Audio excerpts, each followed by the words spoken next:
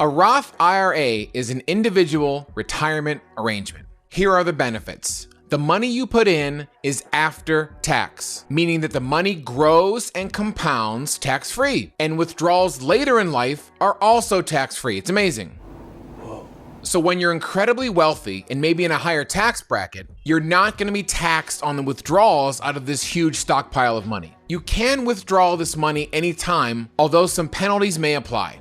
Okay, but I could set the building on fire. You can invest in your Roth for your entire life. There's no age limit, so you can keep pumping tax-free money into this account even when you're old, and then give it directly to your children with no fee or taxes. So you can invest when you're 26, when you're 62, all the way up to your 90. You control the investment, not your work, not your financial planner who's probably not getting that great of a return, and it's not in a mutual fund that'll be killing you with fees. You get to invest the money any way you see fit. Get your money out of T-bills and put it all into waffles, tasty waffles with lots of syrup.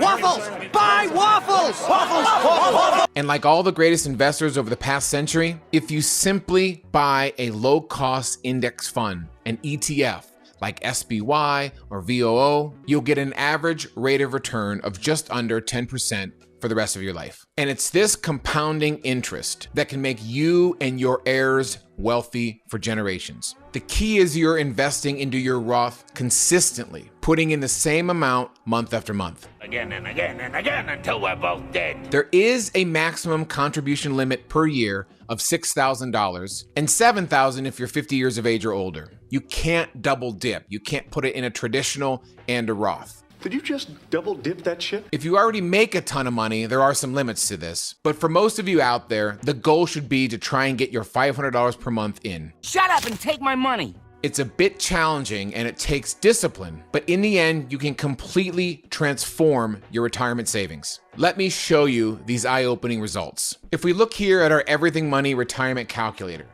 simply saving $6,000 a year from the age of 25 to 65, it can grow to over $2.8 million. But you've actually only contributed $240,000 over those 40 years. If you're lucky enough to get started at the age of 20, you could have $4.6 million. Even a teenager with a small summer job can start doing this. Couple this with your spouse's retirement savings, and the two of you could really be flossing. But sadly, if you wait till you're 35 to start investing, you'll only have just over $1 million. So you've got to get going on this. So really, open up a new tab right now. Go to Fidelity, go to Charles Schwab, go to Vanguard, and simply open a new account. Put in your Social Security, link it with your bank account, and set up an automatic deposit like all those other subscriptions you have. Buying into a low-cost fund takes all of 10 seconds. That's impossible. In fact, let me click the buttons. I put in SPY, preview the order, bam. I just bought a year's worth of retirement savings. It's that simple. Are you messing with me right now? And oh yeah, it's completely free. And remember, whether the stock market is up or down, looking joyful or completely dreadful, you just keep buying in and not try to time the market. You just keep buying in every month, and after a long time, you'll average that great return. Now, there are some restrictions we should probably let you know about. Number one, you can't save more than $6,000 a year unless you want a fee. And you have to have made at least $6,000 in that calendar year to save that amount. Number two, you have to have had a job, even if it's a small, low-paying one. But if you're a stay-at-home parent or spouse, you can actually contribute into a spousal IRA, which has the same amazing benefits. So that's pretty cool. Number three, 59 and a half is the minimum age you can start taking withdrawals from this account without taking penalties from your gains. And all this I'll discuss later in the video. And number four, you cannot deduct your IRA contribution from your current year's taxes. The voluntary contribution cannot lower your tax bracket or your current tax burden. However, there are some other advantages as well. There are no required minimum distributions you have to take over your lifetime. So I'm never actually forced to take the money out. I can reap the benefits of my retirement account when I'm 60 years old, or just pass it on to my children or grandchildren. This has nothing to do with your employer's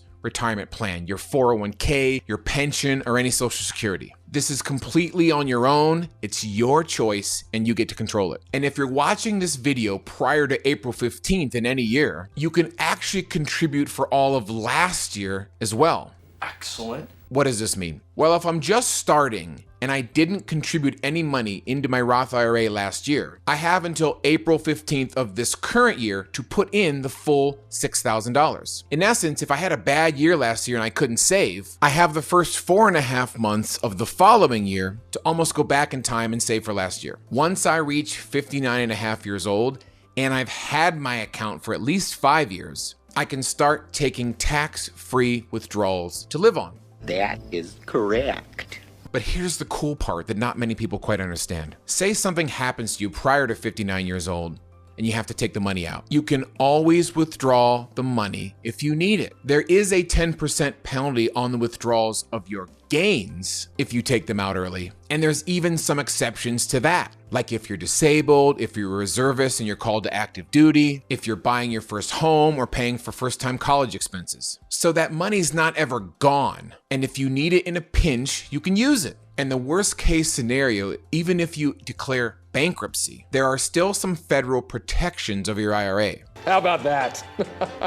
And like I said before, if you're a parent, you can open up one of these accounts for a child, although they're typically called custodial accounts. This is a great way to get your child involved in the process of thinking about money and saving for the future, as well as just spending more time with them and having fun. And most people say, man, I wish I would have learned of this earlier. You can instantly change your child's life by getting them involved in saving at a very young age. My kid started saving and buying stocks when he was 6 years old. And really, that's the key to all of this. The sooner you start saving with a Roth IRA and invest in low-cost ETFs, the longer you'll be able to take advantage of compounding interest and time in the market. Through dollar cost averaging and putting in the same amount every single month, you'll set yourself on track for an amazing retirement. Personally, my wife and I both use a Roth IRA. I'm okay with paying taxes on my earned income now and then sending Fidelity a check for the $12,000 we both need for the year. It's a great goal for us as a married couple to work toward this amount throughout the year. And we love to contribute